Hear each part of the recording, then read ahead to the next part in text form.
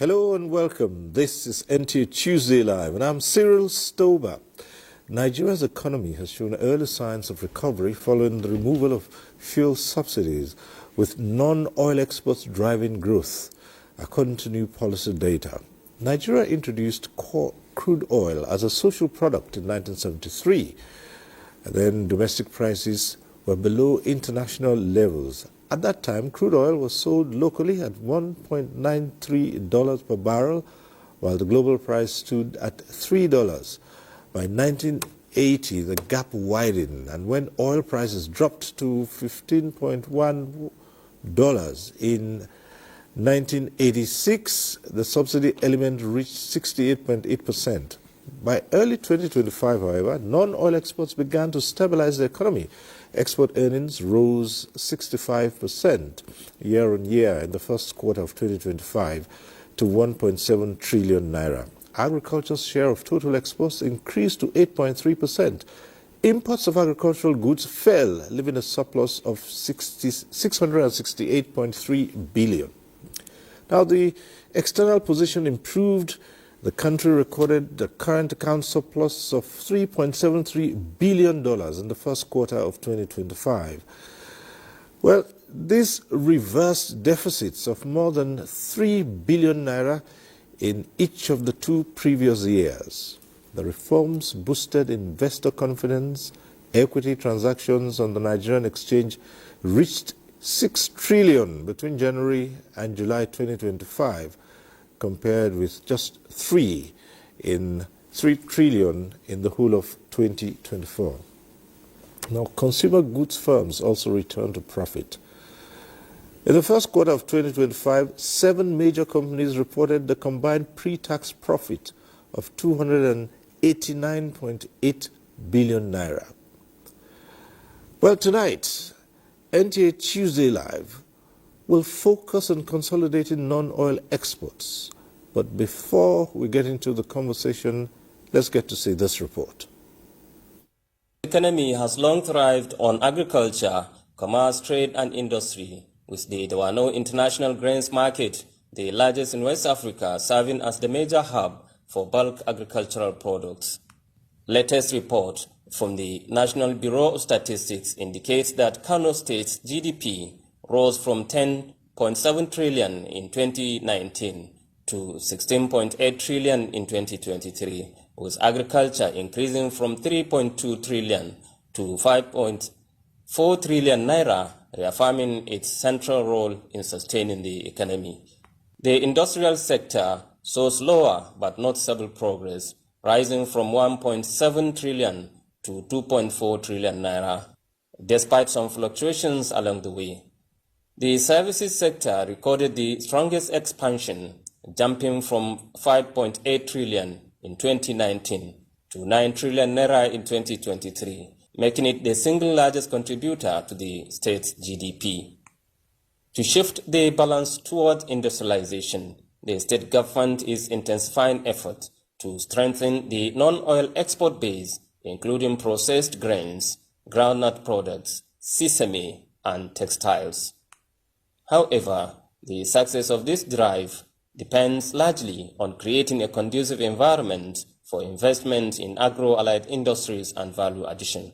The presidency seeks to support non-oil exports through a special funding or Office of the Vice President, through the Presidential Enabling Business Environment Council, and any other support. What we expect is that the support will be rooted or coordinated very clearly through interagency collaboration and putting in front the agency of government that has been established to promote non-oil export.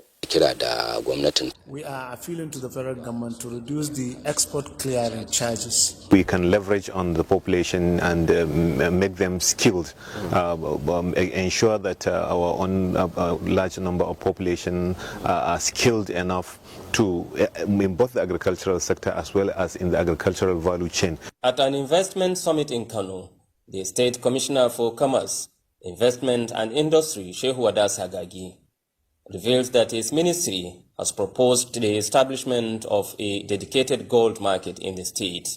I have just submitted a proposal to His Excellency that Kano, we are going to establish a gold market. Kuma reason shine zaka ga muna neighboring in some of the states. So it's an opportunity that if we collaborate, I think we can grow each other's economy very well. With the Wano market at the center of this transformation, the state government has embarked on major upgrades, improving standardization, storage, quality control system, and infrastructure to ensure Kano maintains its leadership in grain pricing and export quality. As the state ventures into new frontiers, from gold trading to diversified exports, Kano's evolving economic landscape is gradually shifting towards value-added production. In Kano, Aminu Umar. All right. That sets the tone for tonight's discussion. Let's introduce our guests. Welcome to this program, a regular analyst on this program, Professor Ken Ife, development economist and global consultant. Good to see you. Thank you for having me. Okay. We're joined by Sherik Balogun, President, Nigerian American Chamber of Commerce. Thanks for being here. Thank you for having me, sir. All right. And we're also joined from our Port Harcourt studio by Ofon Udofia, CEO, Institute of Export Operations and Management. Thanks for being with us tonight. Me. Right. Okay, so the issues are clear. It's all about consolidating non-oil exports. And as you're aware, with the nature of the program, at some point in time we'll go interactive and you can join in the conversation.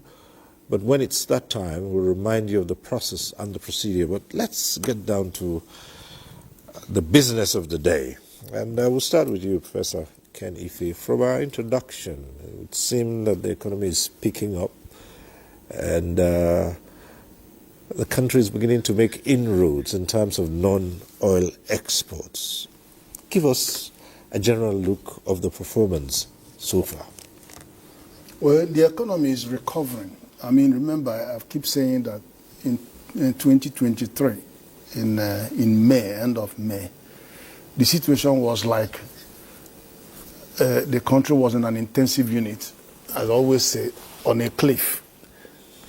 But then, 2 years down the line, it's moved off that unit and is in a recovery position. And many of the indices have changed.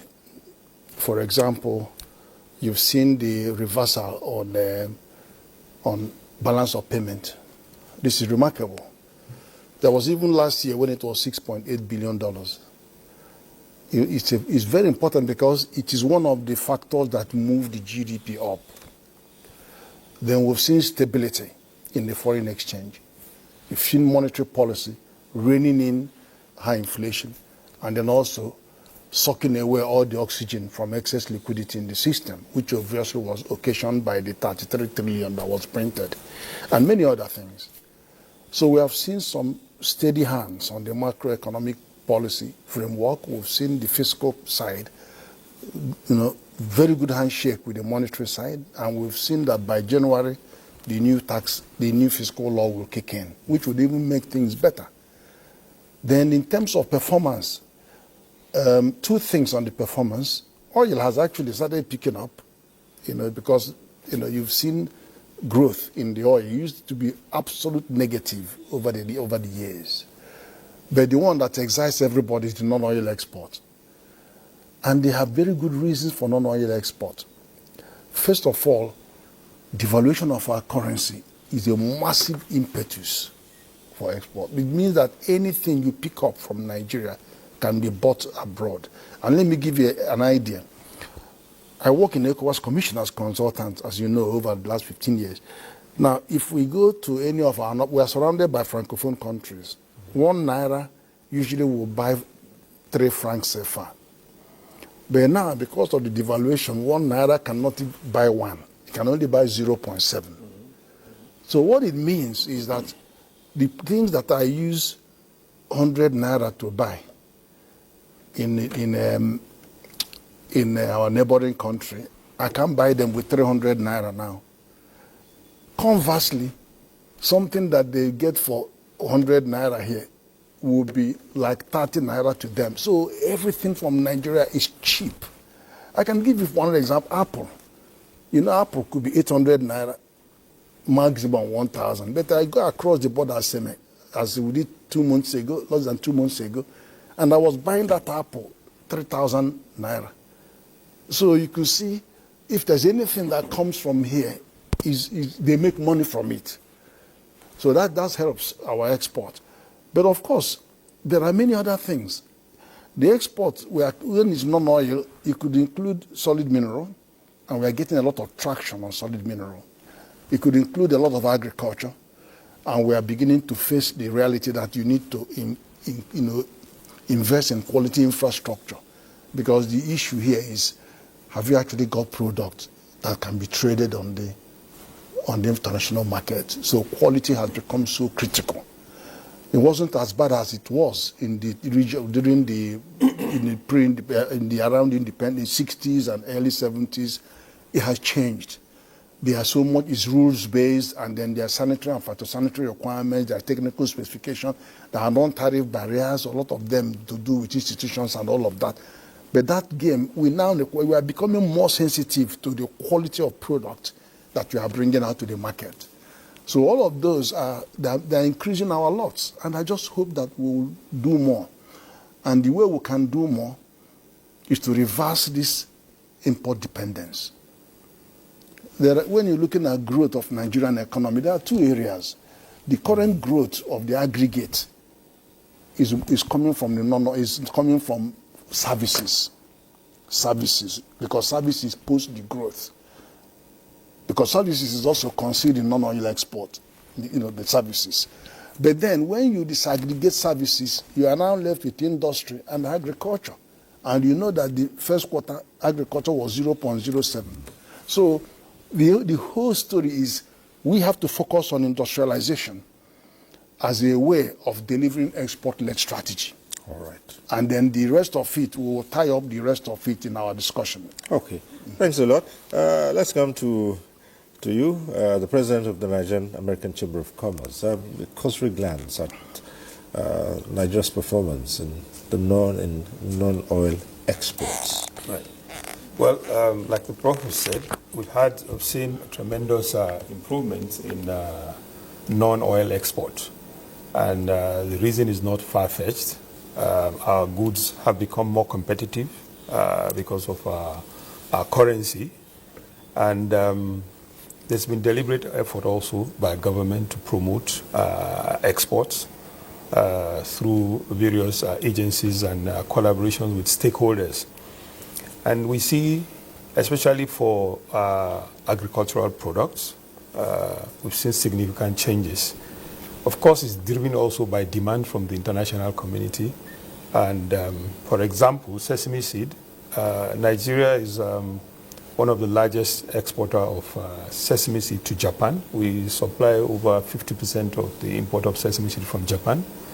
China is also another major market for our product.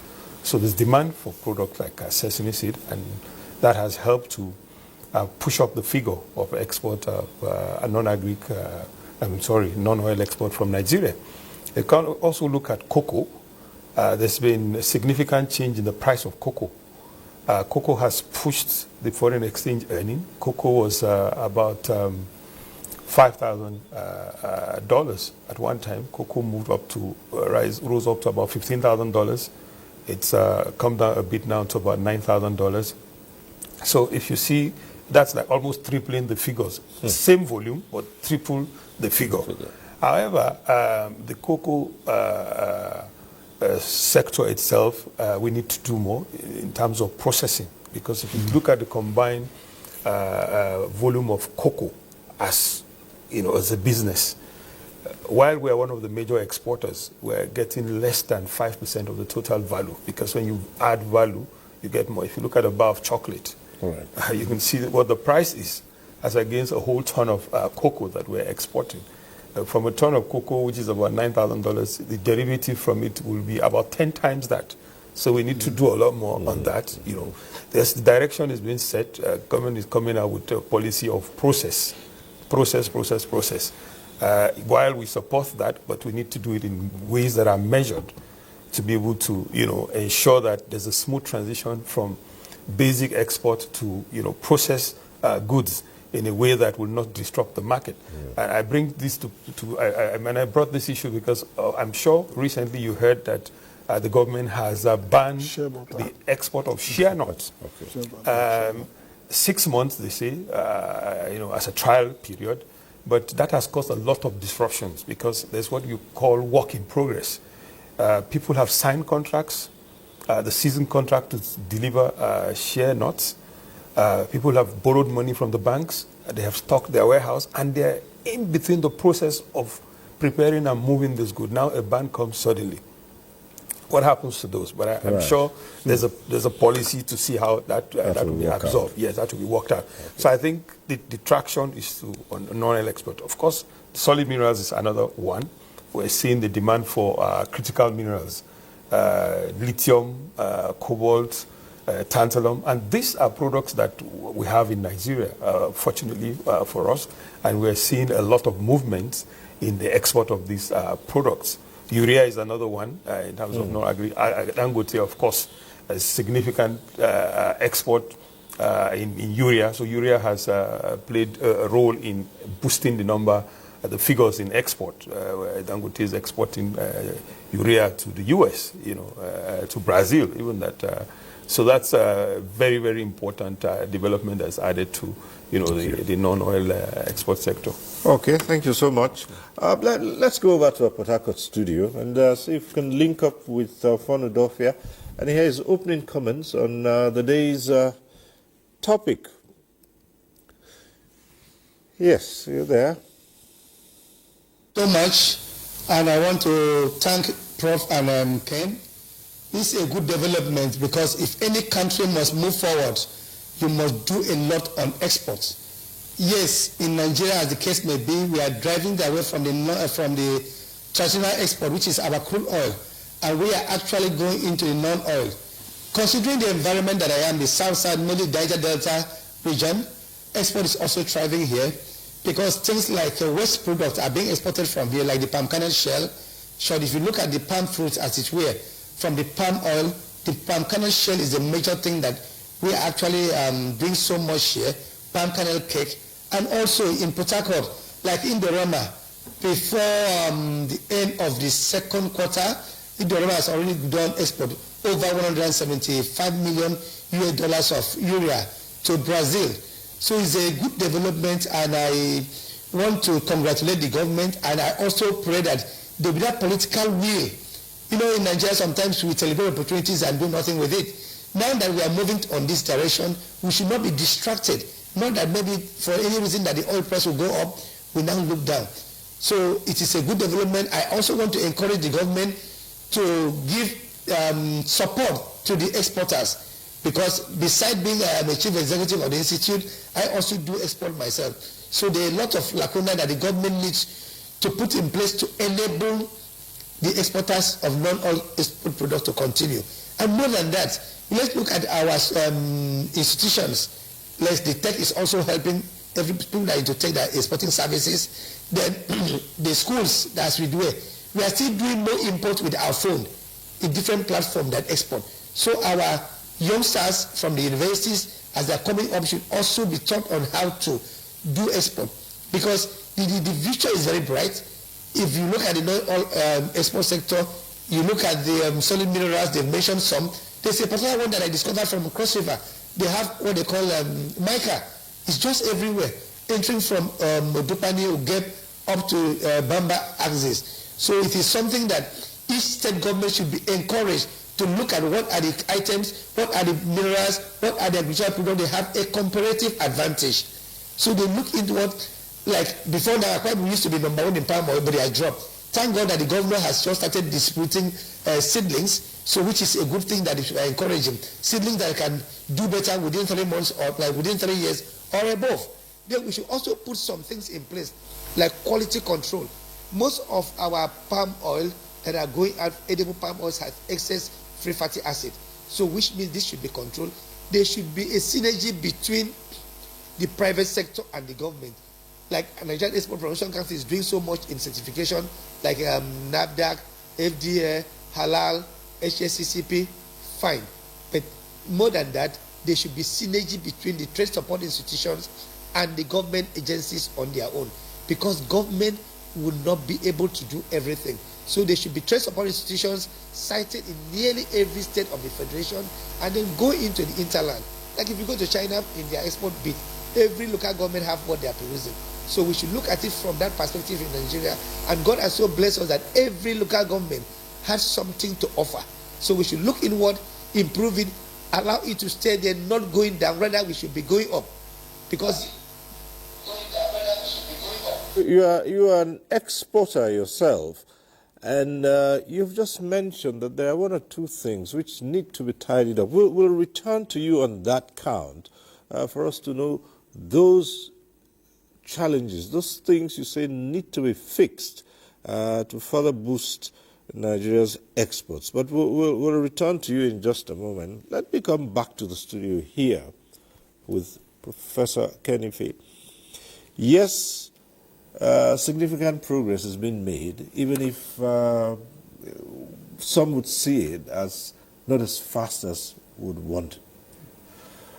But the issue is that oil still dominates your exports.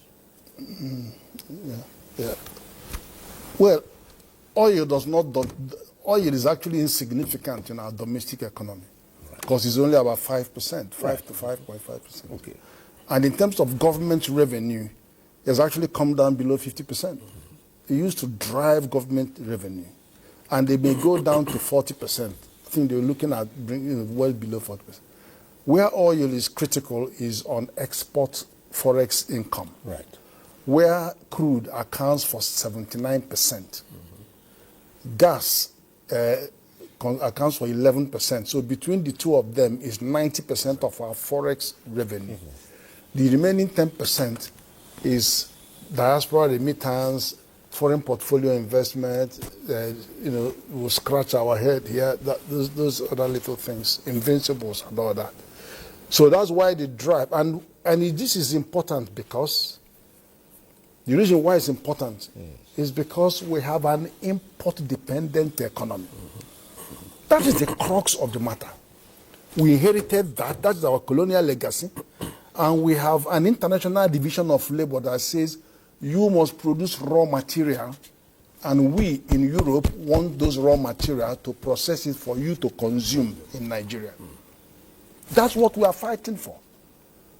So economic independence is eluded us because we have an import-dependent economy. So to deal with that, yes. So process your materials. Absolutely.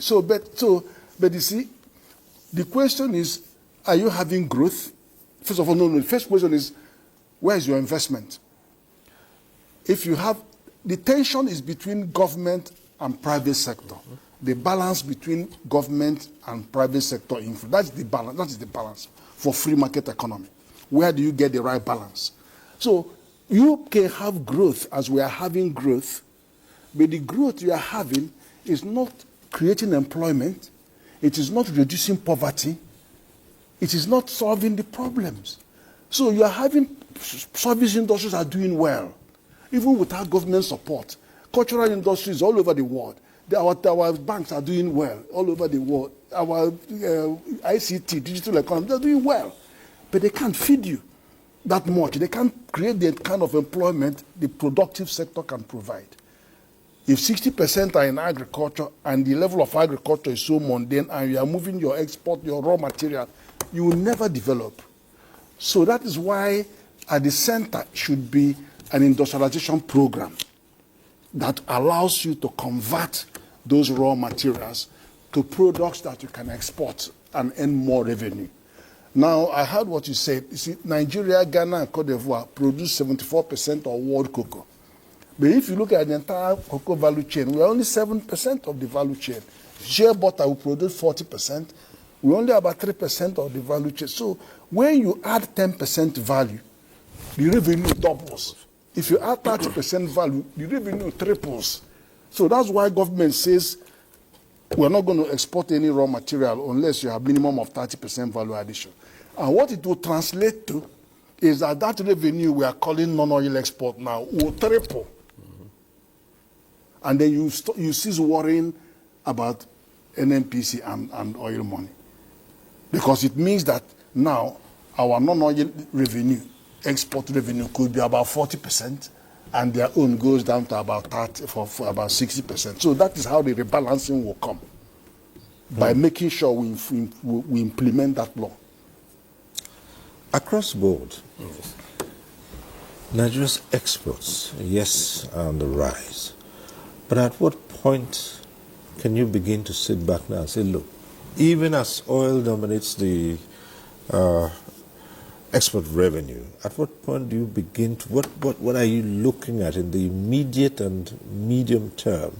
At what point do you begin to see oil gradually becoming, playing second fiddle, being the second place? And we can now say, yes, we don't need to look towards that sector.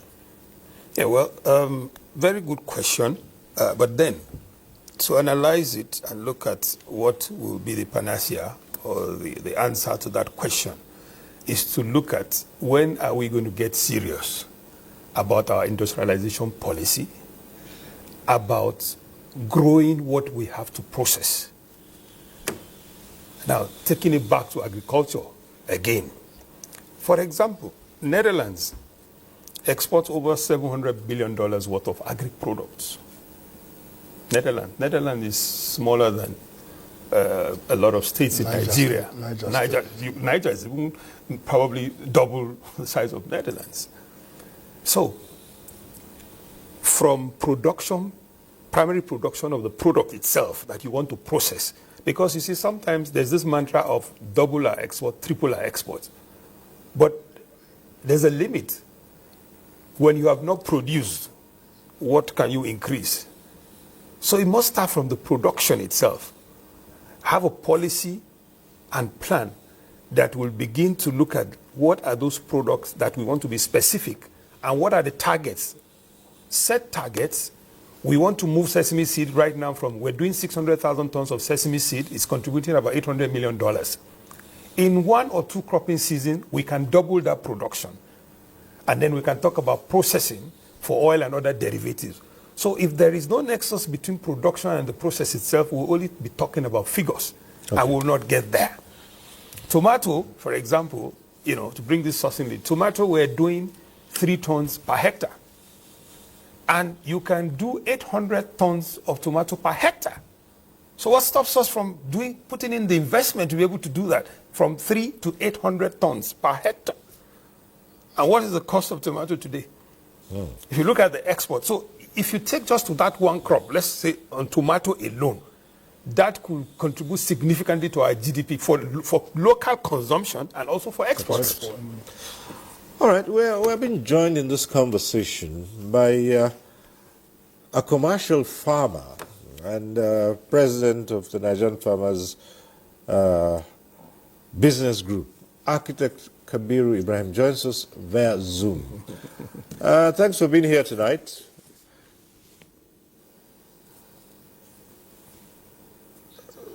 Right, you probably would need to unmute.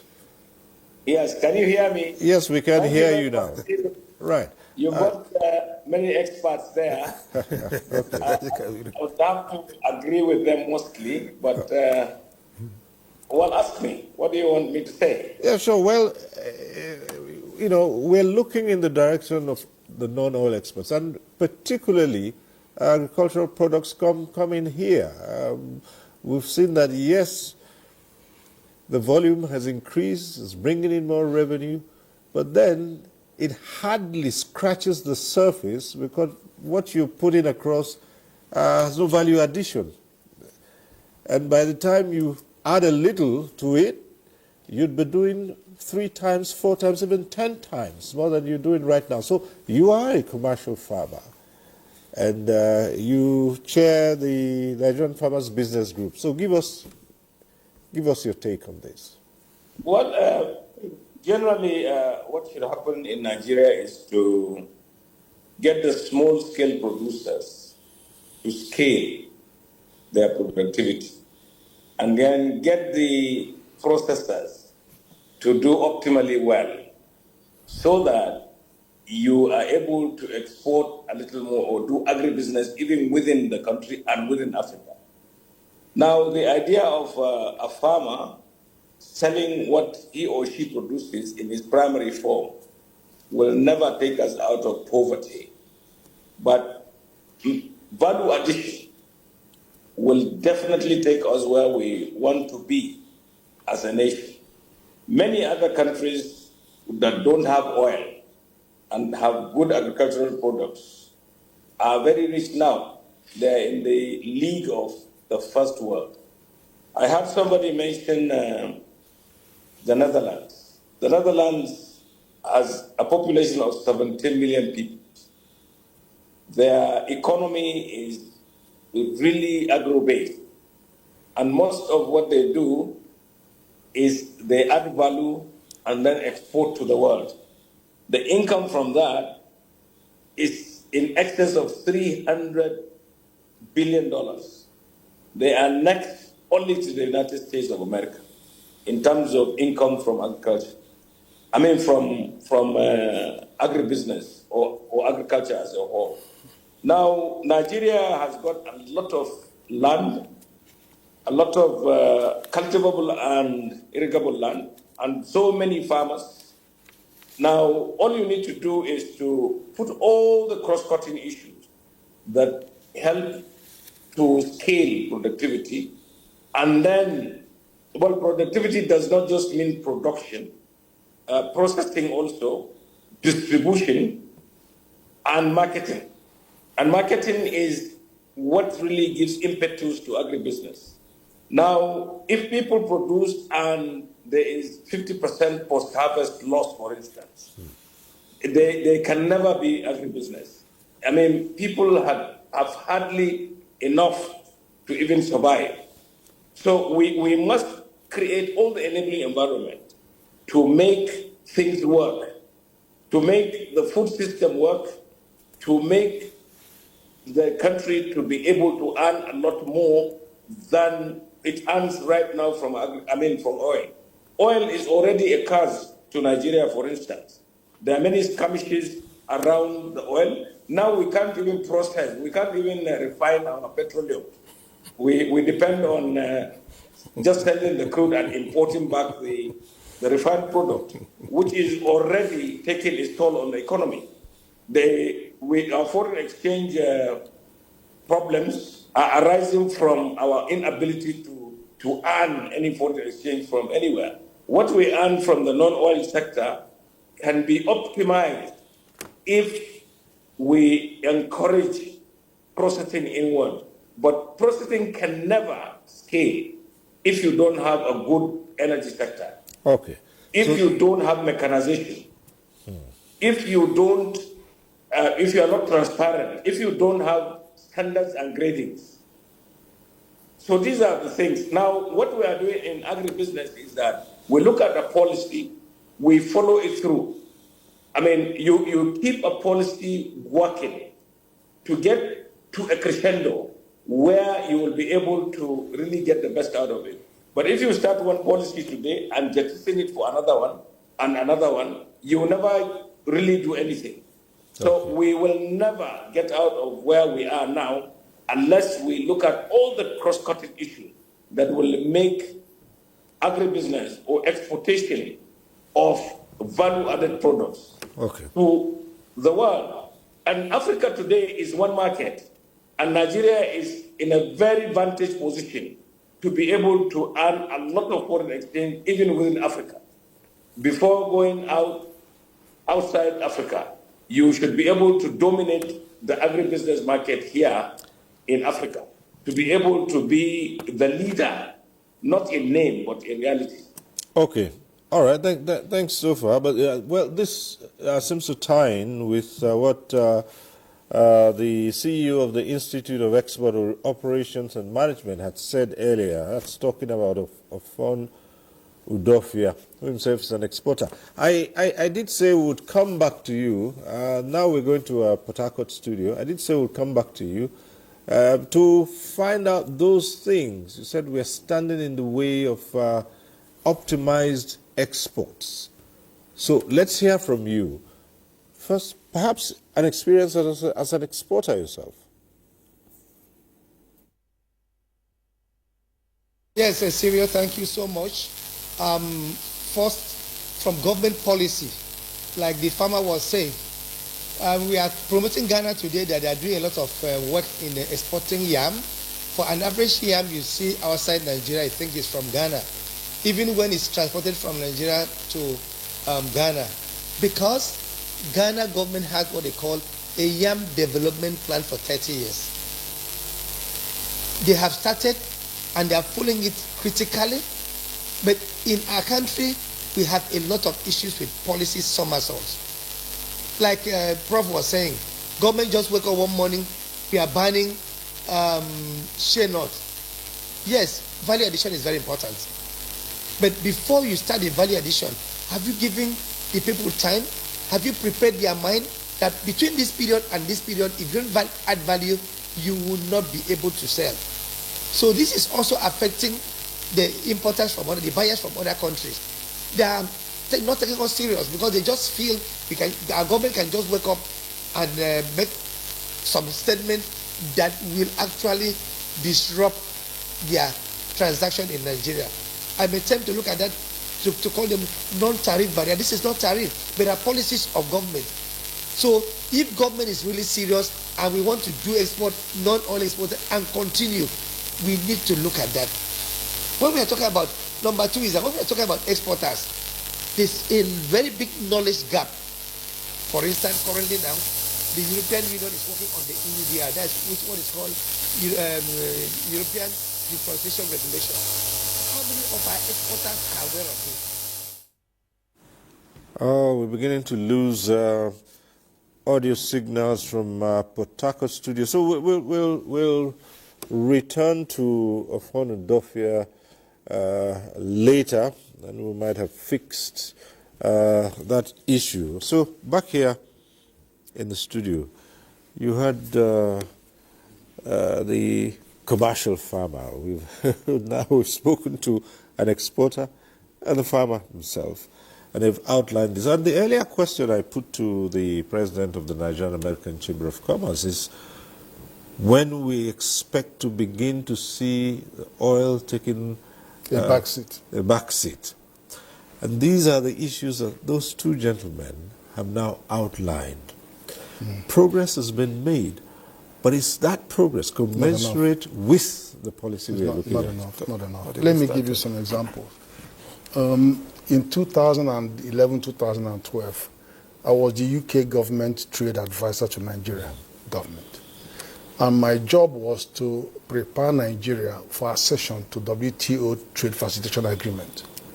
So I did that for over a year with 46 trade-related agencies, customs, all of them. And then we went around all the borders and all the airports and all this. WTO says lack of trade facilitation accounts for 15% of your total import-export volume. Now let's put the numbers. Nigeria's import-export is about $120 billion a year. Now, 18 to 20 billion of that money is lost because of trade facilitation. But who pays that bill is the private sector. Absolutely. And then let's see what are the dimensions of this. Ghana, it costs Ghana only $7,000 to export 100 tons of cocoa. The same 100 tons of cocoa to be exported from Nigeria costs $40,000. So you're going to ask yourself, is the custom there to facilitate trade, or what exactly is going on? We'll come to another one. If you import into Nigeria, since 2011, that time, I have been harassing each minister after another for Nigeria to adopt national single window, because that was when the deadline. And what the national single window is a commitment to 1 day, 24-hour clearance, which means if you get all your documentation electronically They will be sent to the country that is going to export into you. They will clear it. Then you can pay your duty. Then the goods will now enter the ship. You won't even enter the ship until it's all cleared. So that when it arrives here, you have no business with anybody. But go and see what happens to people who are importing. Their truck, their container could be there for 2 weeks. And you are paying a truck that gone there about 400,000, 300 to 400,000 a day. And by the time the thing comes out, it's not worth it because you have wasted more money, do more ride, all that cost. And because you are not facilitating trade, our people are voting with their feet. You go to Cotonou, 400,000 second-hand cars come into Nigeria through Cotonou.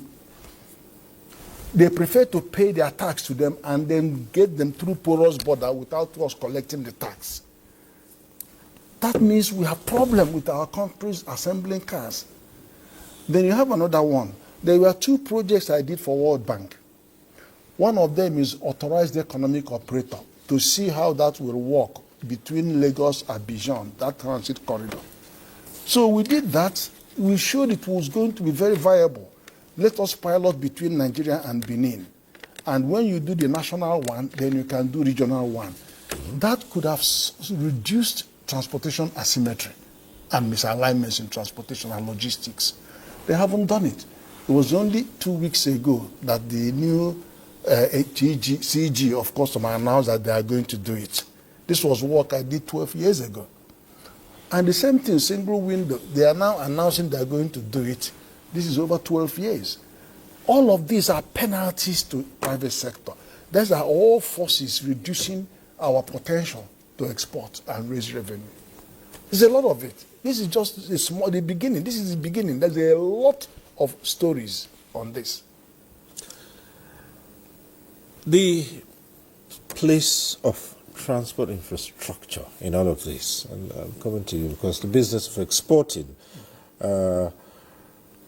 you used the example of a particular product that would cost this much to export from Ghana, while it's almost triple to export that same volume from Nigeria.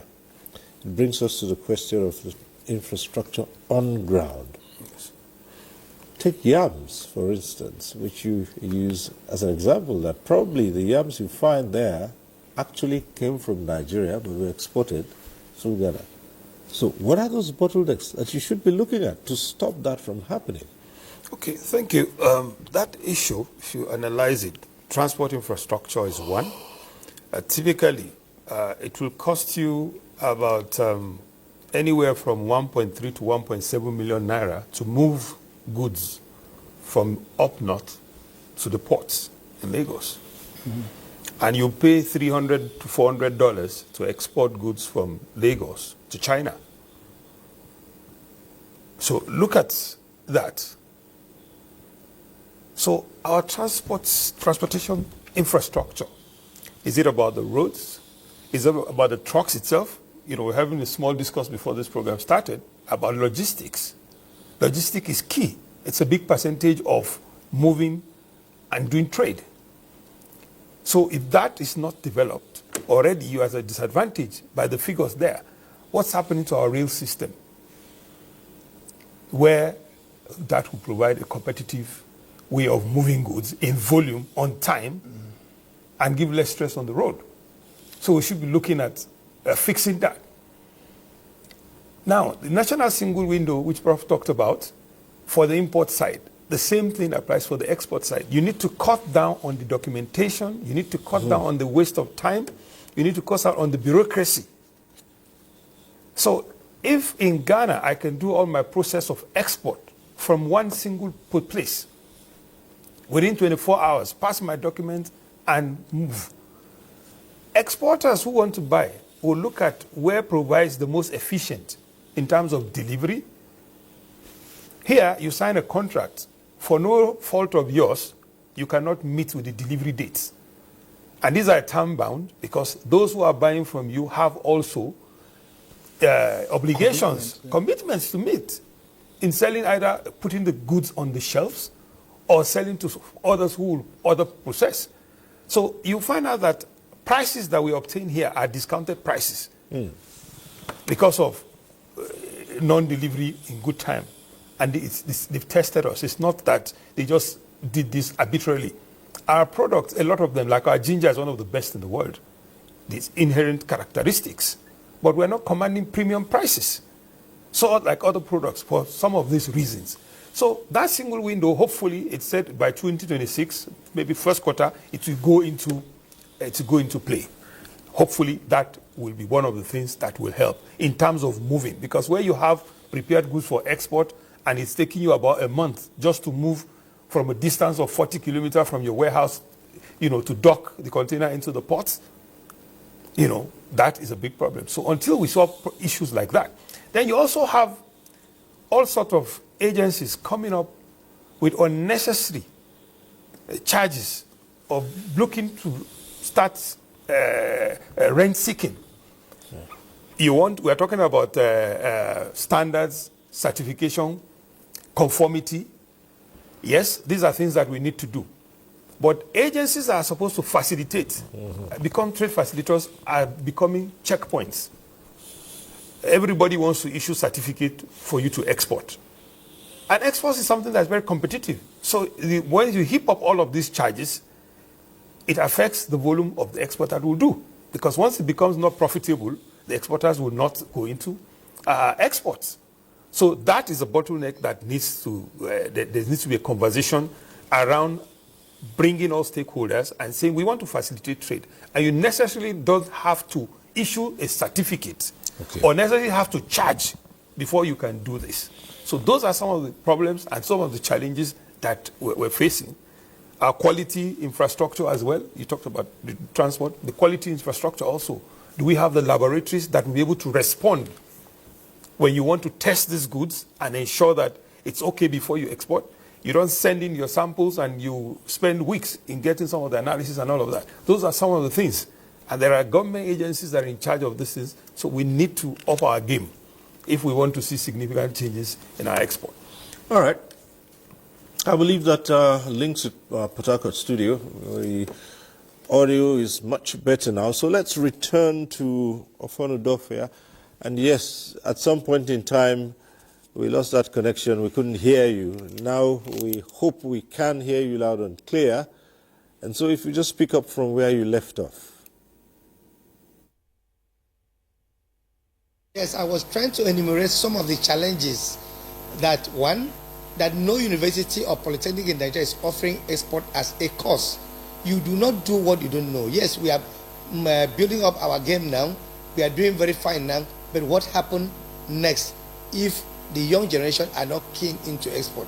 Export needs to be made, to be incentivized, to have incentive to enable you to do it. For instance, like when Malaysia was moving their palm kernel cake to Europe, they were able to subsidize that for them. The government was paying part of the freight. Then beside that, I want to say the one that is actually affecting us here in the Niger Delta. The freight differential is a major key issue. Like my friend just said, yes, over here, if I'm to do palm kernel cake or palm kernel shell from Port Harcourt to South Africa, I'll pay about $1,300 US. Whereas the same transaction, the same product from Lagos to South Africa, some shipping line will collect as less as $500. So you see that it's a bigger problem. Why does the problem come? Yes, during the period of piracy in the Niger Delta, during the period of kidnapping, yes, there was an embargo, there was an insurance from the International Maritime Organization that any vessel coming to the Niger Delta would do an insurance. Now those things are no longer there, and this has not been removed by International Maritime Organization. So if only Lagos and the suburb like Kano and the rest could do this much export, that has also helped us to bring the non-oil export into this. So if that is removed, it to really help us from here. It is a crying call that federal government, through NIMASA, should sit down with the International Maritime Organization and remove that red flag so that we will pay the same freight as people in Lagos are also paying. Of recent, I was to do palm kernel shell to Poland, and I met a shipping line. He gave me a bill of $1,300. How much is palm kernel shell? It's a waste material. I'm only selling them for $130. By the time you add that, you see that will not be competitive. Then My friend has also mentioned it. Most of the agencies in the port are not facilitating trade.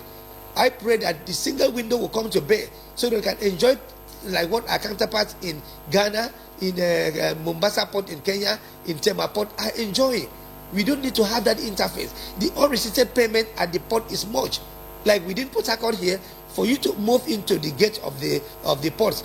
I wouldn't want to mention agencies. Some agencies will collect as much as 40,000 naira per 40-footed container. By the time you are doing 10 containers, you cannot be competitive. And you know, in export, the moment you fix the price, you cannot change. Unlike on import, that when you bring in cargo and there are unrestricted payments, you can add it and give it to the masses to pay by virtue of adding to your price. But in export, you cannot increase your price after you have issued the final invoice out. So it's a major challenge. Government should look at it, and I pray that this single window will work, because I don't want a single that government will come up with it and there are other agencies that are trying to frustrate it. And then secondly, government should put most of the agencies together, mostly the one that had to do with certification.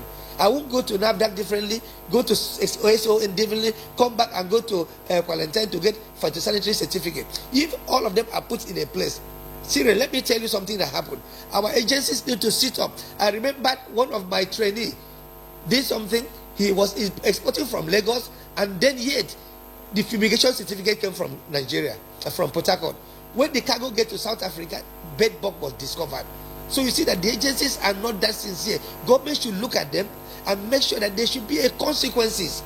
If my tractor or my trailer is being delayed by any agency and I'm not able to meet up with the shipment time, and maybe my cargo is kept and I'm paying for the period that the cargo is being there, I'm paying terminal charges, that agency that was able to make me do that should have a penalty so that it will serve as a deterrent to others. I make bold to tell you that exporters in this country are like orphans. We don't have who to cry to. There's a lot of issues. Government is only concerned with bringing the dollar, making sure that your NSP is done, making sure that the money comes into their coffers. When an exporter had issue, who does it run to? How is Shippers Council being strengthened? Shippers Council is supposed to be the port economic regulator. They take complaints.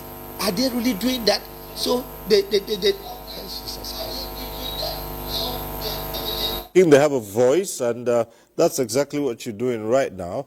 But in addition to the discussion, we also have a couple of reports. Let's get to see this one from Lagos. Nigeria's economy is said to have experienced positive growth, put at 4.23% in the third quarter of 2025. This is according to the National Bureau of Statistics. The non-oil sector is said to contribute significantly to this upward trend, accounting for 95.95% of the real GDP growth in the second quarter of 2025. The recently renovated 64 billion naira National Theatre, considered a national pride, befitting Africa's largest economy, is seen as a strategic move to address infrastructural deficit and drive revenue generation. Let it stand as a beacon of creativity, innovation, and unity for decades to come.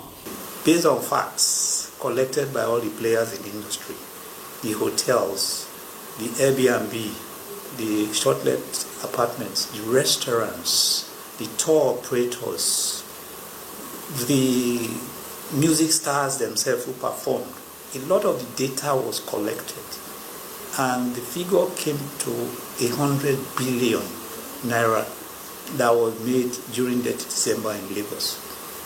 And there was no doubt among stakeholders that that is just a very small indication of the real market when the tourism market of Lagos is fully developed. Industry players recognize the enormous potentials of Nigerian creatives that attract international collaborations and global recognition. We've had Nigerians who have been participating in this, our world of creativity, you know what I'm saying? And all of them have made landmark achievements through time. Fortunately, we have come to this era where, because of the kind of format we're using, we have exploded, so to speak, and we have not just exploded, we have received international attention, and this has come maybe over 20 years ago and so on. Or everybody wants a part of Nigeria in whatever representation there. Even our Ghana Must Go Back has formed part of entertainment in the past. But we are grateful for the platforms that have come. So now we're beginning to see better planned films and, just films that have more international potentials. So the structure, the government still just needs to do some regulations for us. The agricultural sector, known to be the mainstay of Nigeria's economy before independence, received diverse attention. And what we're doing from the farm gate, we're teaching the exporters, the farmers, good agricultural practices, how to, the level of pesticides that they're supposed to use. We are working with them, teaching them on how to even document their books to ensure that we de-risk the whole value chain of sesame and cowpea, and this will be replicated for other products. Manufacturing, telecommunications, tourism, travel, logistics, fintech, e-commerce, and among others are not left out of the value chain responsible for the significant turnaround. I can say 90% of technology startups in Nigeria are also in Lagos, and it keeps growing. There are a lot of things happening silently in the tech industry, from the AI, and everything, emerging technology, the blockchain, Web3 space, that a lot of people are not even seeing. But it's also an economy that has attracted over billions of dollars of VC flow into Lagos. So Lagos is a place whereby I think the opportunity is vast. The paradigm shift driven by the non-oil sector, experts say, continues to reposition the nation's economy to a sustainable growth trajectory and has the potential of attracting 2.7 million jobs by the end of 2025. In Lagos, Amaka O. We'll take a short break here. When we return, there'll be more of those reports. We'll also, at that time, take your comments or questions. That's when the phone lines will open. But stay with us. We'll be right back with on consolidating non-oil exports.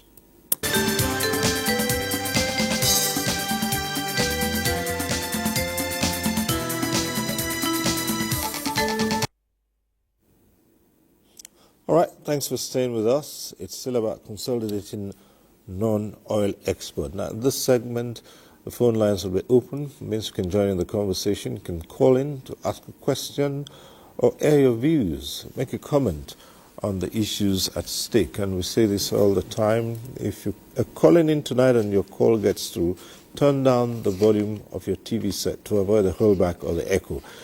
Now, is this all a matter of knowing when you're on? To help you know that your call has been passed through, your name will appear on screen. Once you see that, just go ahead, ask your question or make your comment. Your name is on screen. Don't wait for any other thing. Just go straight ahead. And we encourage you to go straight to the point and not waste time on greetings. A simple hello will do. We'll start off with another of our reports. This one is from Abuja.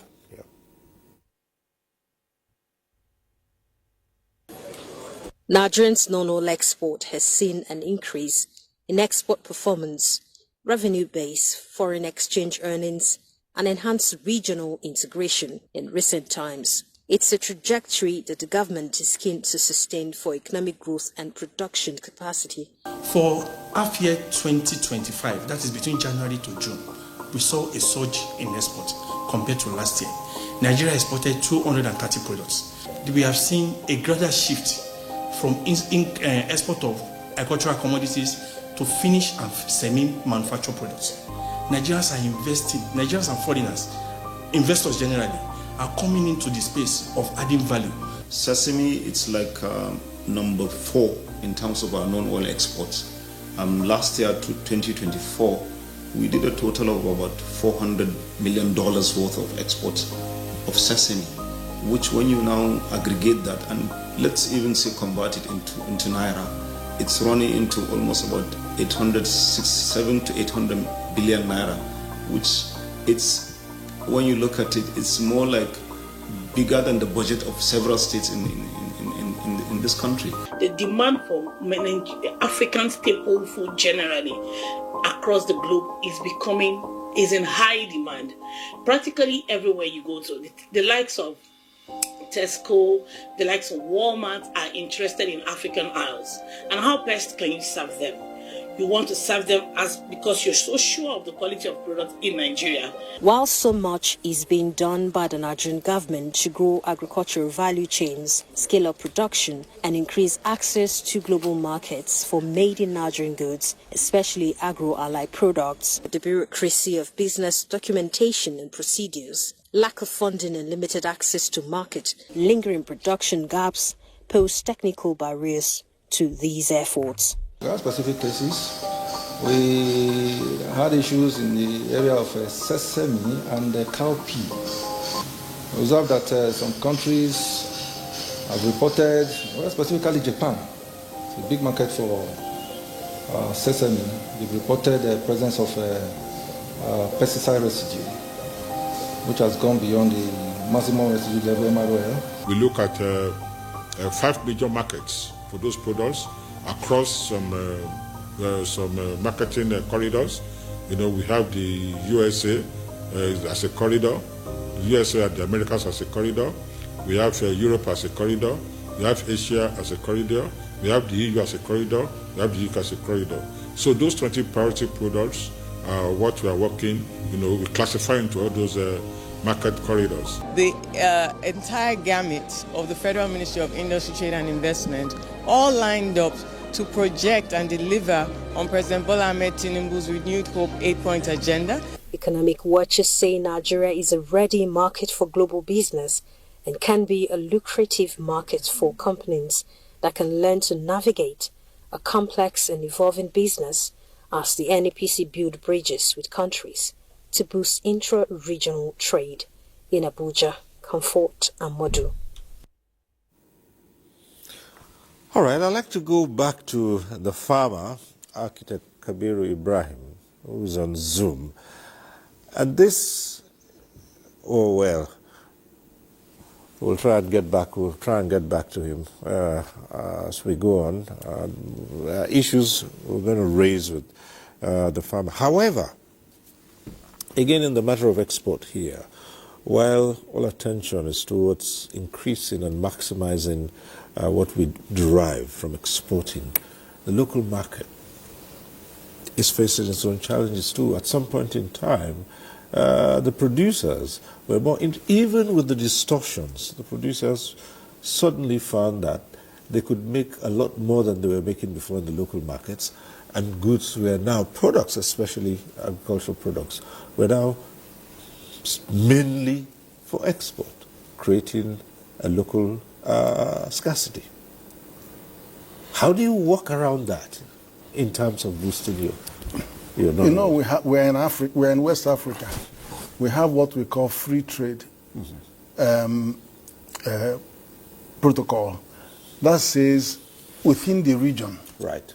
You can have free movement of goods, services, capital, and right of establishment. Right. So when you go, we are surrounded by francophone countries. The goods move. In fact, our currency is what they don't pay. You don't go there, sell their goods, and they give you dollar. Right. It is actually the same Nigerian naira that they are using around us. So the invisible trade, we were just speaking a moment ago, that the figures we are reporting that we are captured is far less than what obtains, because a lot of them are moving through the borders, and we are not having any way of recording them because they are free movement. It's only when you come and you don't tax them, they are free of tax, no quota. But when you add value, we require 30% minimum. Our rule of origin is 30%, which coincides with the 30% that we have legislated now. You have to show us that this product that you said is made in Nigeria, for it to trade freely without duty or tax, show me that you have had 30% minimum value addition. So it is there that we call ETLS. We call it ECOWAS Trade Liberalization Scheme. That's only when it kicks in that you can start monitoring and then begin. That's it. So it's difficult for you to. And then secondly, I pointed out to you before. Nigeria produces 71% of world yam production. Nigeria, 50 million metric tons. Ghana only produces 4%. But Ghana exports 70% of the yam into the foreign market. And Nigeria? Where is Nigerian yam? I don't see them. Because we have issues. The issues are many. Because, you know, customs have what... I used to be food commissioner in London for 2 years. And this is the job that I have to do. So, in customs selectivity channel has 4 opportunities to raise red flag on a Nigerian product. One, what product is it? Oh, it's cocoa. Oh, they have aflatoxin. They have a long history of rejections. The red flag goes. The second one is, who is the shipper? Ah, that man, he has so many infractions. It doesn't matter what the product is. Red flag goes. Then, where is it coming from? Nigeria. Oh, Nigeria, there's so many things from Nigeria. It doesn't matter what it is, the red flag goes. And finally, who is the exporter? The same man, today he did sesame, the other one he did that. So, you know, these are odds stacked against us. So Ghana that is meeting the requirement might well collect things from here and then export them quite. And also, the product that they are taking from you are 300% cheaper than what it used to be because of the devaluation. So all of us go to China to make money because anything you get in China, you make money. Here, it's changed. It's everything you get from Nigeria, you make money. Because you get it from Nigeria, you make about 300% the value. That's the situation. And Nigeria is not making... Yeah, half of that. Okay, so what incentives would be in place for the exporters here? Well, first, you know, when you talk about trade, you talk about export. What we need to do fundamentally is just even create a level playing ground and remove all of those obstacles. If you remove all of those obstacles that we've talked about, infrastructure, plethora of documentation, what the exporter from Port Harcourt has said about some of those charges that are undocumented and all of that. That alone, when you remove all of that, is enough incentive without even government even putting in anything extra. So we're saying remove the bottlenecks, debottle all of those things, and then things will be better. But then to talk about putting incentive, which is good, of course, you know, it provides additional comfort and will help to stimulate people going into export. We've had some of those policies before, like the dollar for naira for dollar inflow. You are encouraged when you export and you bring back your dollar, you get some sort of incentive from the central bank. Those were things that really worked. There might have been some problems, but you know, you don't throw away the baby and the bath at the same time. So such incentive could come in place because every country has a deliberate policy and plan to promote export. So what if you look at it in Nigeria is you need the services of the exporter, but then you make him, you know, you punish him. Instead of incentivizing him, instead of, encouraging him to do more. So some of those incentives, we could go back, look at some of those incentives that were in place before, where if you export, you should be given certain incentives. Create special access to finance at good interest rates, single-digit intervention funds. You know, if you're doing export and you're faced with 32% interest rate, so before you even start, you have 32% as a major cost. Then look at all those other inefficiencies. By the time you add it up together, then you can see the uphill task, you know, to answer your question on when do you think we are going to get to a stage where oil will not play a significant role and we'll just see oil as just one of those other things. Until we're able to deal with all of these issues, then we will not get there in the near future. But hopefully, if government looks at this, catalyze all of this together, and then, you know, it's easy to get there if the political will and then, you know, deliberate policy and plan is put in place and implemented. That can happen. Well, back to our Port Harcourt studio. You said earlier on that stability is key. Stability in policies. With what we have on ground now, for those who are thinking of going into exporting, are they encouraged that there is stability at this point in time for them to think of long-term export investments?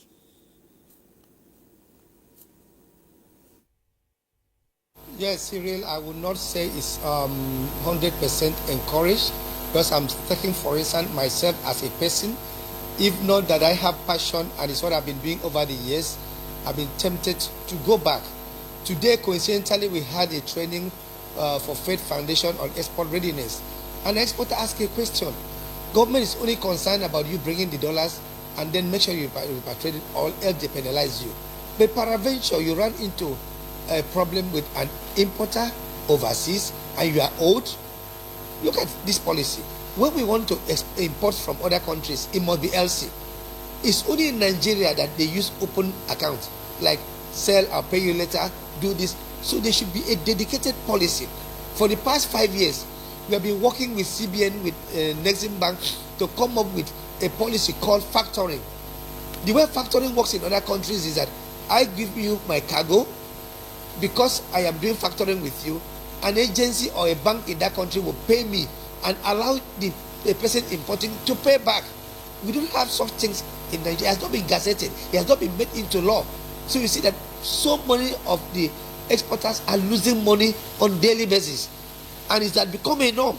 Like this morning, I had a call from Dubai, a Chinese saying there, oh, I want to buy SMEs seed, but I'll give you 10% of the total price when the cargo gets to the port, and then you give me a document, I'll pay you the balance. It's not possible, because the moment the cargo gets to the port, you cannot bring that cargo back. So it becomes a problem. So export is only making, we are making it sweet in the news, on paper. But when you come to the practical aspect of it, it is not just the way it sounds. So government need to make a deliberate effort, mainly with this single window.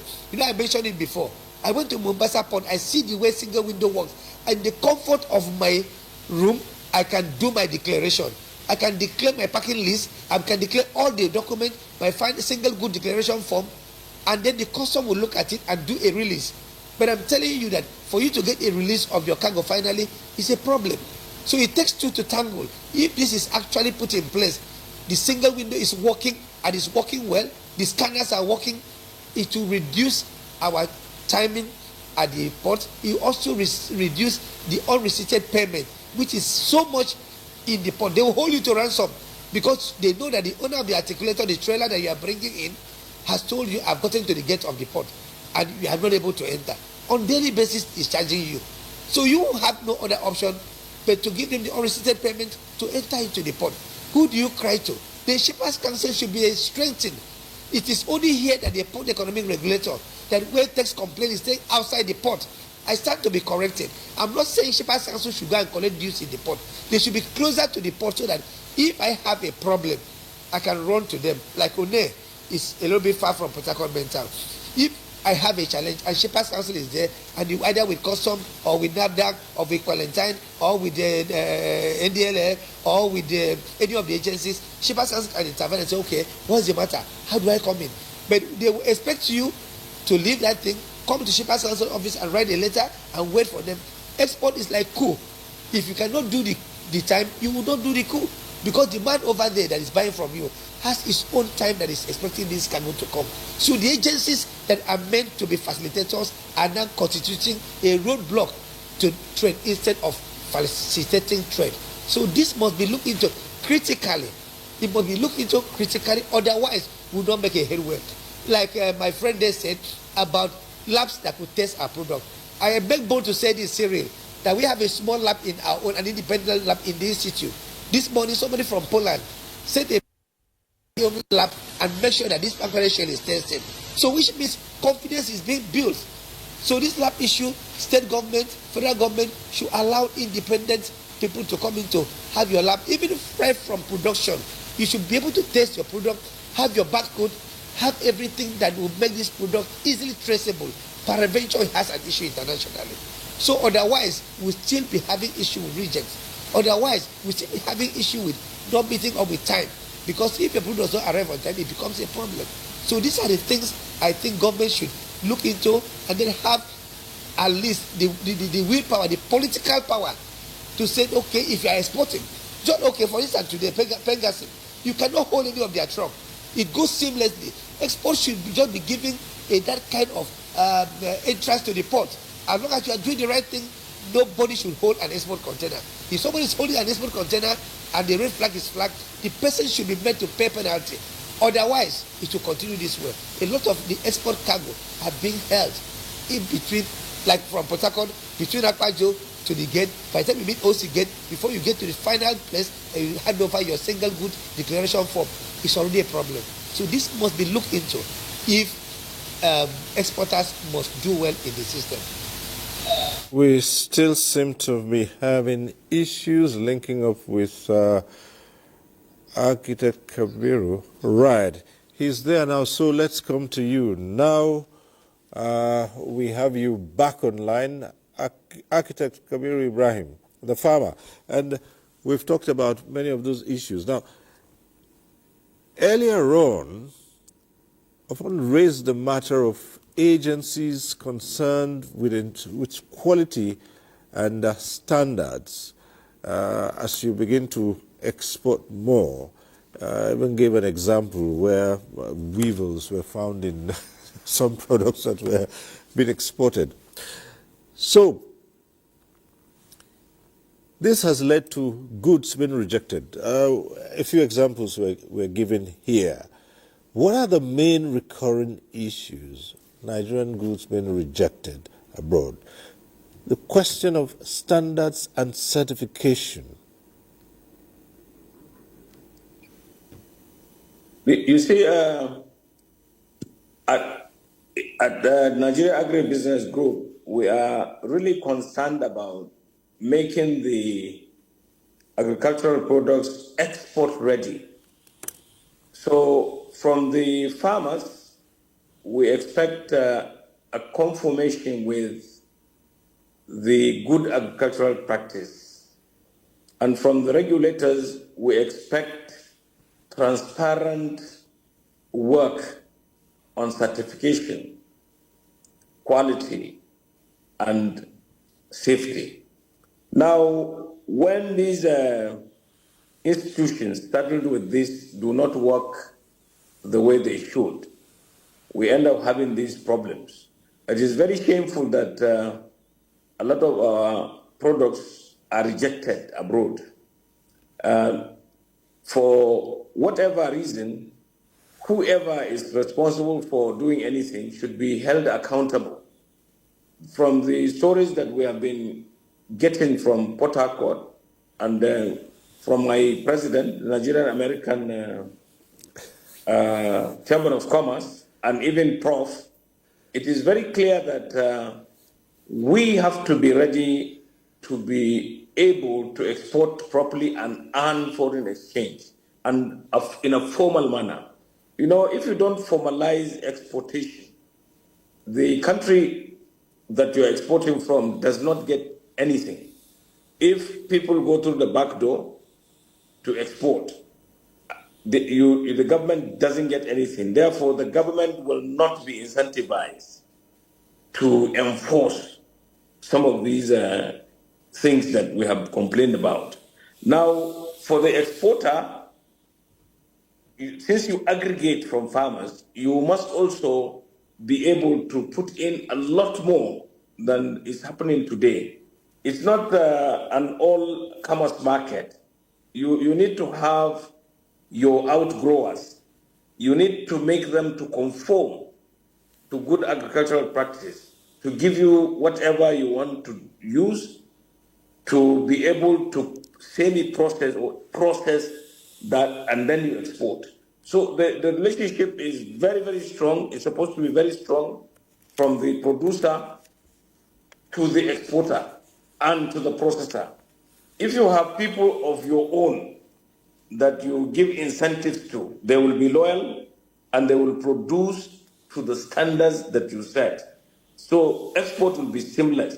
I gave you the example of the Netherlands deliberately. I'm sure my president knows that when we export sesame in its raw form, it is taken or obtaken, for instance, in in Netherlands. There's a place in between, around the Belgium border. They process sesame and it goes out to the United States and other places as product of the Netherlands. Whereas it is actually taken from some countries in Africa and especially Nigeria, and then value is added to it and it is exported as if it is coming from the Netherlands. So some of these countries are making money off of us because we are not taking advantage of our possibilities. Farmers should be encouraged not to sell whatever they produce in its primary form. You must do some value addition. There are certain programs that take care of some percentages of value addition. If you take leather, for instance, between 1996 and 98, the Abacha administration even banned the export of raw leather. You had to do at least blue cresting to be able to export it. You don't export it in its raw form. Recently, there was talk about shea nuts being banned from exportation for, in the beginning, 6 months. Some people have been caught in because they have large quantities that they would normally export in its raw form. Today, they may be crying that they are not able to dispose of what they have, and some of them will lose money and all that. But this is something that is necessary to do to make sure that we stop exporting whatever we have in its raw form and then attract the much needed foreign exchange. Because unless we do production, we will not be able to earn foreign exchange optimally to be able to compete on a global level. Now I am happy that most people are talking about export, non-oil export and all that, and so many improvisations are there in the market. If you go to the supermarkets, like where you are in Abuja, go to H-Medics and all that, you find gari, packaged rice, beans and all that in packaged form, and I'm sure that a lot of consideration has been given to safety, to quality and all that, and we can export to some countries even within Africa. Because there is so much business in Africa that we do not have to go to where whatever we produce is rejected. Starting from here, we can make a big kill and then be able to really scale our industries to a level where they will compete globally. It is gradual. I'm not sure that the United States began the way it is today. When China, Russia, and the rest of them were behind an iron curtain, they were considered poor. But by the time they imbibed the culture of value addition, quality control, and logistics, transport, and all that, distribution, even containerizing some of these things and taking them off to other countries, now they have become first world. And even the United States is afraid of China because of what it can do. Most of the things that you see in the United States are really made offshore to the US. A lot of good suits and all that, you find they are made in Korea. There are many textile materials are made elsewhere. And because those people have sat down and deliberately invested in that thing, and Nigeria needs to do that. We need to scale up our investment in supporting people who are poised to export what is available internally. Because we have a vast array of resources, all we need to do is to scale them with quality, with safety and all that, and then they will be export ready. And that's what we must do to be able to really make the country prosperous. Thank you very much. Yeah, let me come back here in the studio, and here we come to Professor Ken Ife. This is your turf now. The strategies that can be employed so that Nigeria can further tap into emerging markets in Africa. And this is what we're looking at under the framework of the AFCF. AFCF, yeah. Yes.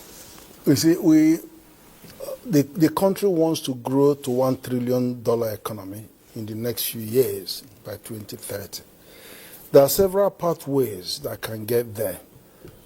One pathway would be, let's ramp up the service sector because it's already giving us the bigger growth, and then take it all the way.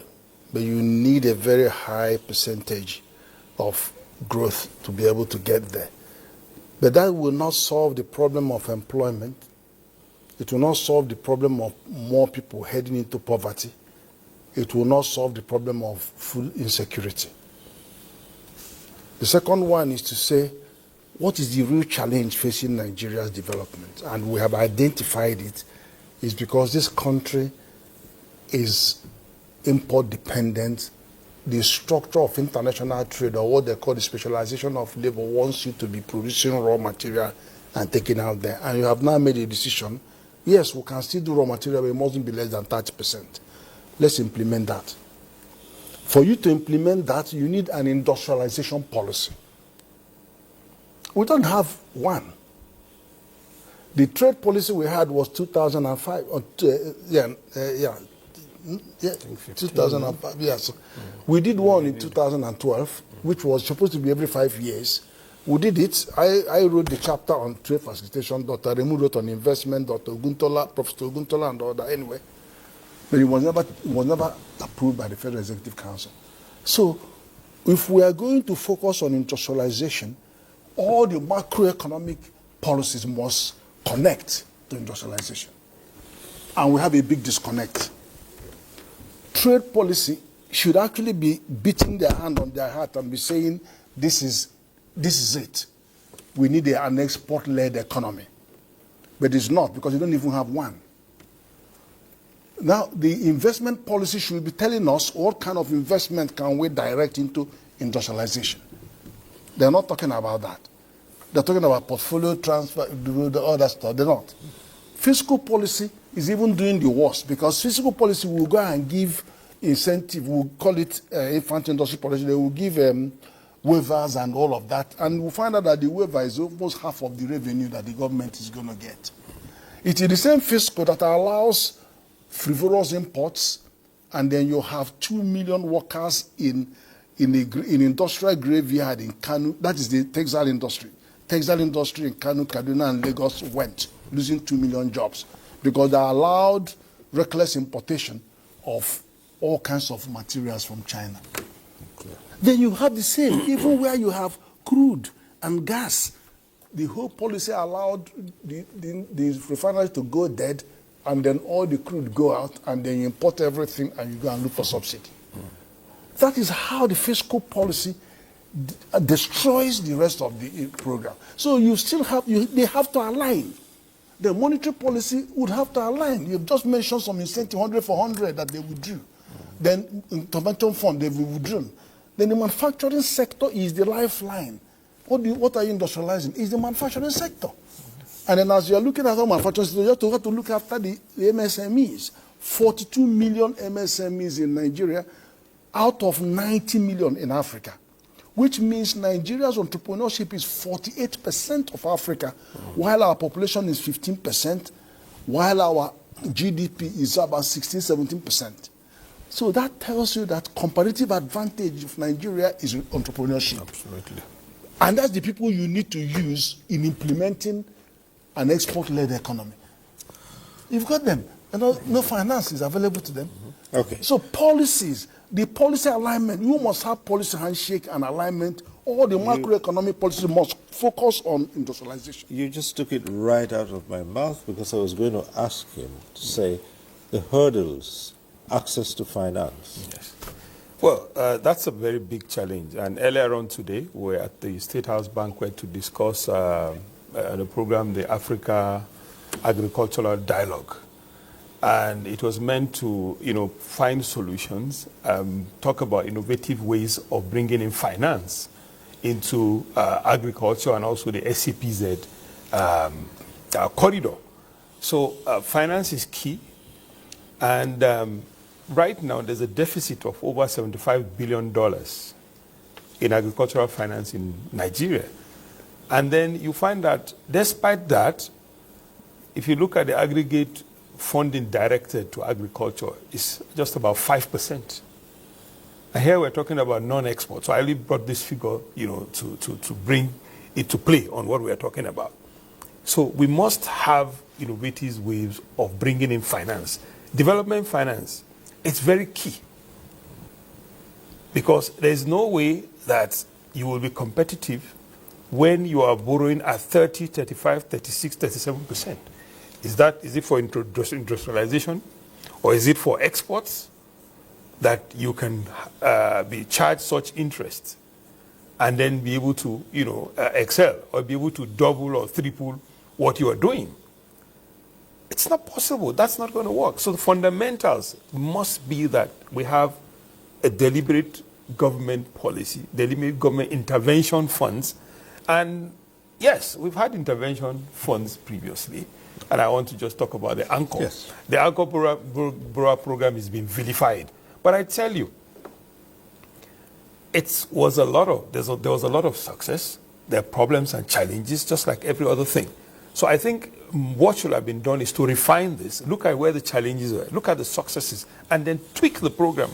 Because, this is something that really touched a lot of farmers, a lot of processors, a lot of value chain. Because the interest rate was a single digit. So if there's been some fallout or some people who have taken and not paid, why don't you refine it and make it better? Because it's only government that can provide some sort of security or some sort of funding programs that will stimulate this economy. And I say, when you don't have such, can you afford the fallouts from some of these things? Where you have people unemployed, people sitting down doing nothing. And an idle man, they say, it's the devil's workshop. And that has, led to some of these challenges of insecurity that we see. So we would rather spend on the productive sector, even if it's subsidizing some of this sector, than in trying to face and address the challenges. And I was telling somebody earlier on, and will you rather shoot a bullet that probably cost about $2, or you rather give in that money to finance agriculture, and even if you lose half of it, which would be better? Or you rather be challenged with, mobilizing security forces that cost millions of dollars? So, you have to look at this thing and see what is the outcome. And there's no country today that does not provide sort of intervention funding or subsidize agriculture or even industrialization or production in one way or the other. So we need to, really focus. We have to sit down, tell ourselves the truth, and see what we can do deliberately to be able to, bring in financing that is necessary. All right. We'll spend the rest part of the program looking at how you can take care of these issues that have been mentioned and, of course, sustain them for greater export value. And so let's go to Port Harcourt again. And from your experience, beyond agriculture and solid minerals, Prof here had talked earlier about, the potential of the creative industry. And there's also the e-commerce. Let's hear you on that as we begin to wind down. Yes, Cyril, you could remember that during the Jonathan administration, what made us the huge and the biggest economy in Africa was the creative industry. And there was a little bit of an issue there, and we need to go back to the drawing board. Where do we get it wrong? And then continue, because that really gave us an edge. And that also ought to do with policy. Like Mazioko has said, our trade policy is faulty. Even the one we had in the past, it favors foreigners. So we need to go in and say, where do we get it wrong? What could we do? Like currently now, our youth are buying a lot online. That's e-commerce, and we are not selling online. So that is why in the institute we came out with what we call SEDP, Student Export Development Program, letting them understand. Some years back we were banned for the use of dollars. You cannot spend more than this. So if our students, if our populace will be taught on how to export using the e-commerce, because if you go to Jumia and the rest of the platform, you see I was spending billions on daily basis. How is this money also coming back to us? So we need to do a policy, either AUC, National Board for Technical Education, encouraging our young people not just to use the phone for other things, they can also use the phone to do export. Considering our diaspora market, we have a lot to spare. We have a lot to send to UK, to Canada, to other countries that Nigeria has a large diaspora market. So I also want to talk to the Diaspora Commission. They should look at trading within that commission. If our young people are made maybe partners with other trade support institutions, thank God for what Mazio is doing. The other time he was in Ghana, he go to other places to settle dispute. If our people could be made, the young people in particular, make it compulsory that you must have an export certificate. When I say certificate, you've learned export, you are export ready. The people in the NYC are also export ready. Then you now empower some trade support institutions. The Nigerian Export Promotion Council is a national export promotion council. But in other countries you go, you have what they call Trade and Investment Support Institution, which is the Traders Association that the OCA is chairing, is one of them.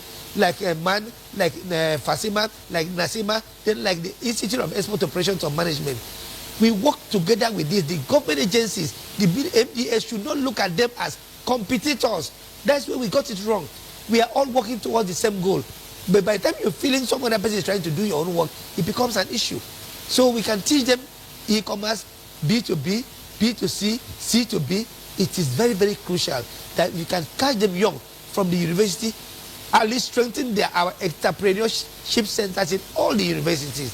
So by the time somebody is coming out from the university, he does not only come out with BSc, he also come out with a certificate in export. He can speak export, he can hear the language of export, he can also do export. So I believe this will be a very good thing that will be created into our educational curriculum like they have in so many other countries, that you must understand export. And then the incentive should be there. In India, if you come out from school and say you want to do export, $5,000 is already waiting for you. Whereas here it's not like that. So we should look at the industry, the tech industry, the other industry, because what you are mentioning about is services. So we need to look at how we can explore this avenue of services. We have been doing so much on product, but not so much. So this time around, we should do more, and much effort should be put up. Government policy should be there to support services. So I think with that, we will earn more, because for every average Nigerian that has an Android phone, a student that is export ready, that has done export readiness, he's export ready, his product is export ready, can be earning money through that export, and then he'll be happy to be doing it while in school or outside school. We would like to thank you very much for your contributions tonight on the issues here. Let's bid you farewell for now. Ofon Udofia, exporter, CU, Institute of Exports, Operations and Management from our Port Harcourt studio. Thank you very much. All right. Thank you, Cyril. It's my pleasure. Thanks for having me. Well, I believe we still have the Faber with us. We've not lost those signals, have we? Oh dear. Okay, we'll try and see if we can get him to, give us his closing comments. But, well, Sheriff Balogun is right here in the studio in Abuja, and this is where we'll bring you in. Okay, all right. The farmer is up again. Yes, Cyril, I'm here. All right. So we are winding down, and you heard the last comments. Mentorship, training, well, people want to get themselves busy getting involved in exporting so that we would have the competitive edge. What say you? Yes. In fact, we used to be higher than Egypt in Africa's economy. Egypt has just overtaken us. In fact, now we are fourth or fifth or wherever. Right. Now, the secret in Egypt is that Agribusiness is very, very strong. They have e-finance. They are making their bank of agriculture the bank of everybody. They have a data center that captures every activity in agribusiness. And all of it is harnessed such that there is big revenue to government and the economy has grown. In Nigeria, what I have realized is that there is so much informal exportation that is not even gazetted, that the government does not earn any revenue from. If we do that with our young people and women, and we teach them the benefits of attracting foreign exchange, Nigeria's economy will go back to its first position in Africa. And I think this is the way to go. In agribusiness, what we do is to make whatever is produced in agriculture in Nigeria exportable, that it is of the right quality, it is quite safe, and there is value addition of whatever level before it is exported. Anything that is exported, it is raw form. You are actually doing the business for the other person that is receiving it. You take cocoa in its raw form and you bring chocolates, very exotic chocolates, and it's a lot of money that you pay. And very now expensive that, too. Naira is weak, what we give out is plenty. And what we bring in is also costly. So we must think from outside the box to make Nigeria work. And it is everybody's problem. But the private sector is the engine room of growth of this economy. Yes, government will provide the enabling environment, but the private sector should also invest in those enabling environments. And this is why I think the FAO with the German corporation came out to support Nigeria in some 5 crops or so with about $3.14 billion to be able to really help us to scale so that our economy will be better and our nation will be food secure. Because in anticipation of the growth in population, that would be 400 million in about 25 years, we need to do a lot more than we are doing now. Okay. So I would like this to be the parting shot that I will give. All right. So thank you very much, Architect Kabir Ibrahim, commercial farmer and President, Nigerian Farmers Business Group. Thank you so much. Thank you very much, sir. Thank you. Right. Thank you. Okay. Now, here we are with the President of the Nigerian and American Chamber of Commerce as we wind down. Well, for me, it wouldn't be just a single parting shot because we've talked about certain issues, and I think solutions lie in 1, 2, 3, 4. First, for me, infrastructure, which we need to take care. It's there. Then policy aggregation, and then implementation. And stability. And stability, of course. Right. When you aggregate, when you integrate, when there's coordination, of course, and implementation, there will be stability. Because stability will come as a result of those policies that are deliberately put there to be able to ensure that things are stable. And fiscal policy is also very important. There shouldn't be discordant tunes from various agencies. That should be there. And then most importantly, putting a right funding mechanism, whether it's going to be a PPP thing, equity, a mix of loans, intervention, so that we will have funding to industrialize and for exports at the right level of interest rates. I think that will be my parting shot. Thank you. All right. Thank you so much. Prof. Yeah, it's I quite agree with all that you have to say. I think the critical, if you look at export-led economy, the examples were the Asian tiger economies. Malaysia, Indonesia, China. China lifted 400 million people out of poverty. And these economies grew because of their focus on export. See, the thing is, when you create a product that is fit to export, a lot of things have gone in. You've met quality standards.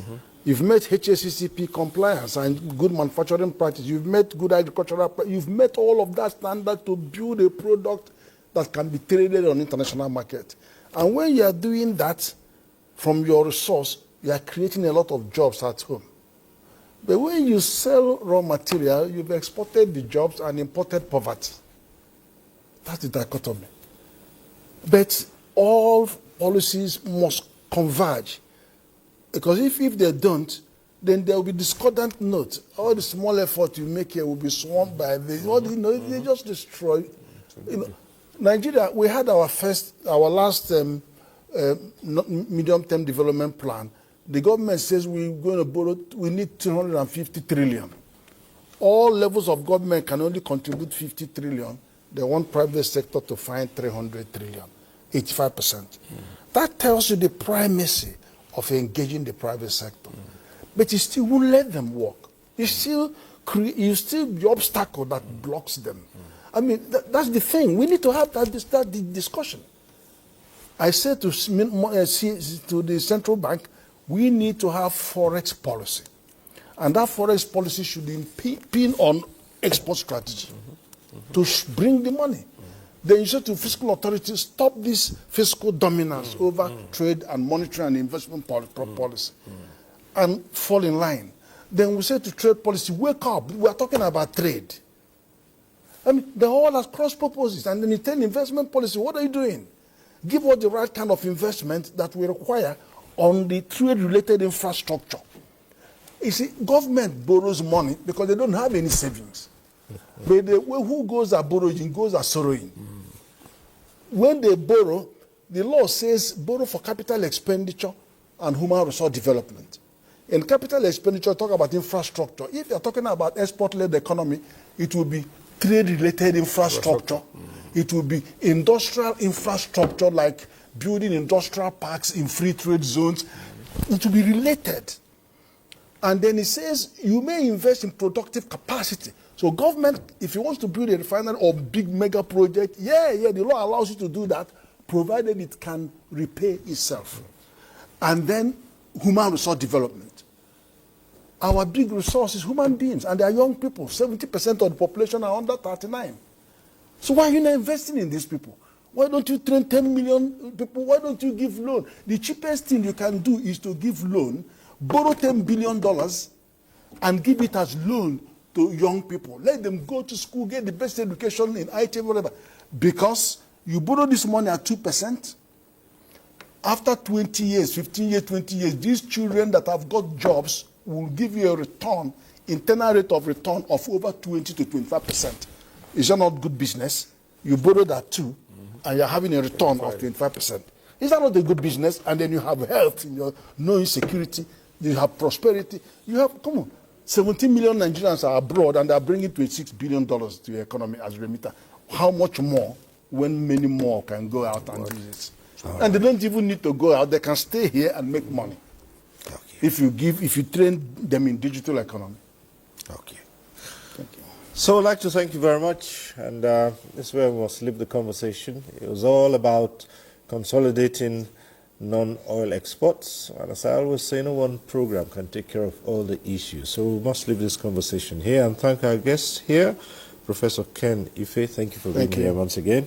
And great seeing you again, Sharif Balogun. Thank you very much for being here. Thank you, my pleasure, and thanks for having me here. Right. And that's our program. We thank you for watching. Next week, we'll be back with NTA Tuesday Live. I'm Cyril Stover. Bye for now.